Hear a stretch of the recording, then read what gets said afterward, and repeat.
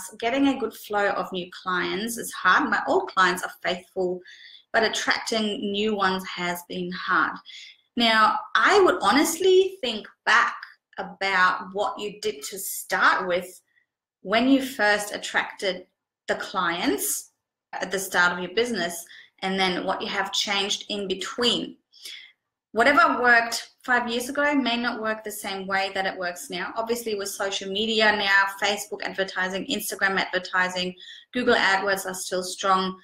You have many, many more options than you had years ago when online marketing wasn't really big. So if you find that you have tried everything that doesn't cost money, as in doing referrals, you know, word of mouth is still one of the biggest key factors how you can get new clients. And I said that in the last live as well, but you know, there may be different people watching this time. Something that I did when I first started my business, and I wanted to talk about this anyway, was that I literally said I made up beautiful flyers and business cards on Vistaprint, really cheap, or you can do it on canva.com, C-A-N-V-A.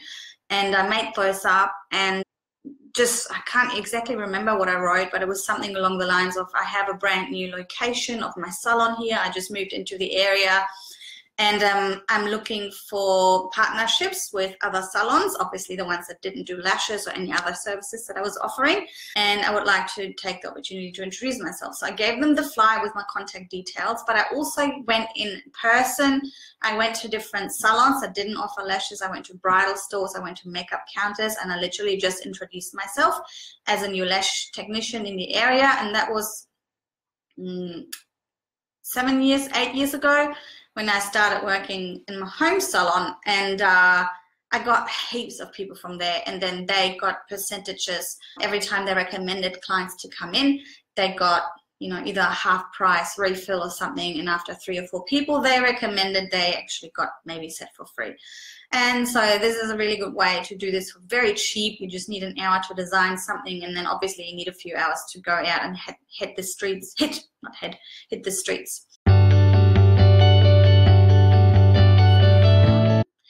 Adore.meme says, I'm joining your online class. Awesome. Which one are you in? I have 3 lash online courses, in case you didn't know. Classic, beginners, volume lashes, as well as mega volume. And then I also have a 6-week course which started 4 weeks ago. We are in week 4 now, which is called the 6 Weeks Business Transformation, and new take-ins are going to start in 2 weeks. So if you're interested, let me know. I also have a little free ebook that tells you 5 different ways on how to get new clients.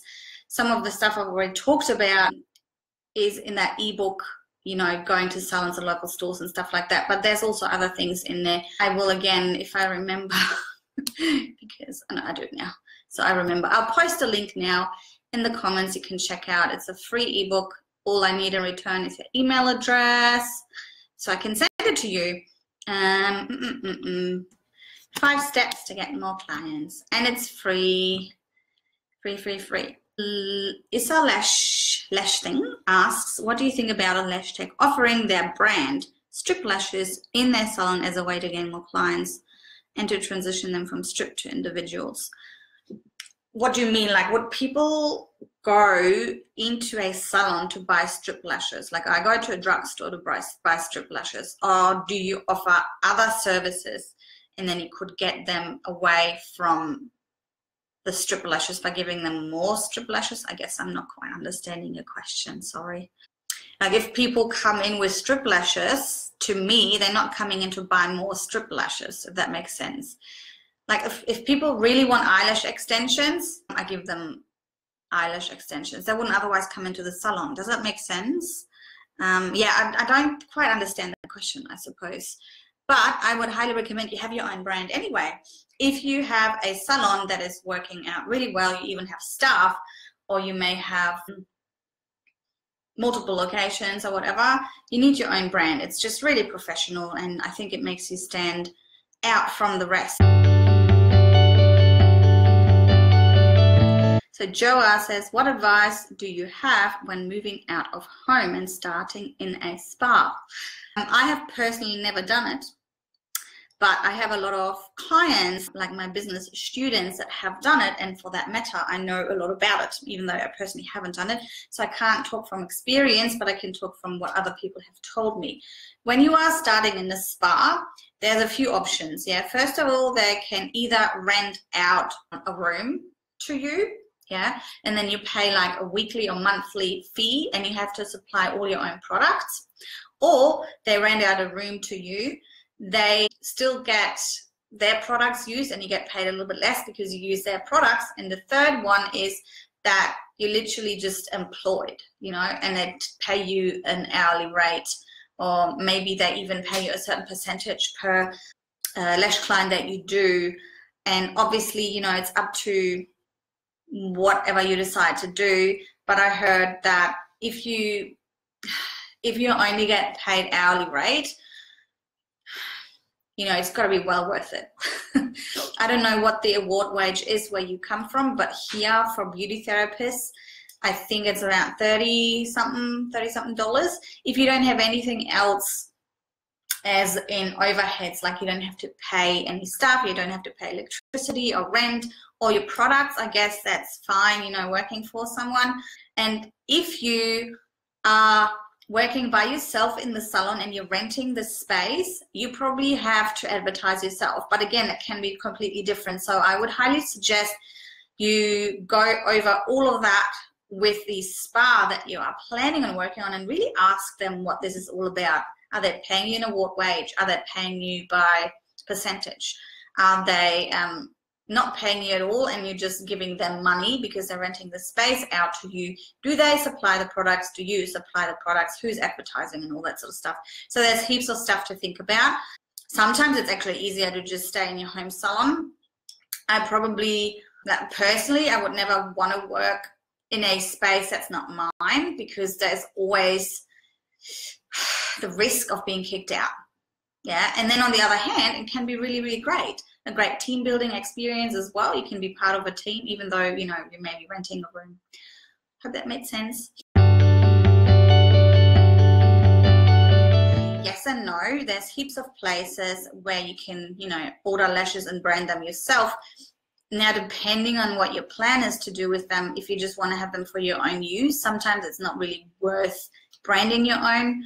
If you're only you and your salon, if you have staff or you have multiple salon locations, I would highly recommend it, because most of the time they have minimum orders. So if you can't really utilize all of the lashes that you're meant to order just by yourself in your little home salon, it's probably not worth it. However, for me, I can just talk from personal experience again. They are very, very expensive to be shipped over here, because I hope you get yours from Korea and not from China, because Korean lashes are better. Not only the quality, but also, I don't know, the service and everything is much better. If you're getting your lashes shipped, it's expensive. And if you want to have samples shipped to you, you literally don't even pay for the sample, right? Because lashes don't cost very much, but the shipping is very expensive. And then you trying out different types of lashes all the time from different suppliers can cost hundreds, if not thousands of dollars. And I researched different suppliers for, I think it was for about 8 months before I stuck to the Lash Tribe brand, which I now sell online. Obviously, have an e-commerce store, lashtribe.com.au. And I found it extremely hard to have consistent quality. The branding itself wasn't that hard. I got a graphic designer. They designed the background for me. You can even do that yourself. You send it to them. They then print it out. But the minimum order quantity that I have for my store is not cheap. You know, every time I order $3,000 worth of products. And if you're a little home salon, you may not have that sort of money lying around. So yeah, no, it's not hard to brand your own line of lashes, but it's much harder to find consistency and also the money side of things. You know, when you do your own brand, it's not as easy. There's heaps of lashes you can buy for cheap on things like AliExpress or Alibaba, but you don't know the quality is that great either most of the time, and then, you know, it's not your own brand.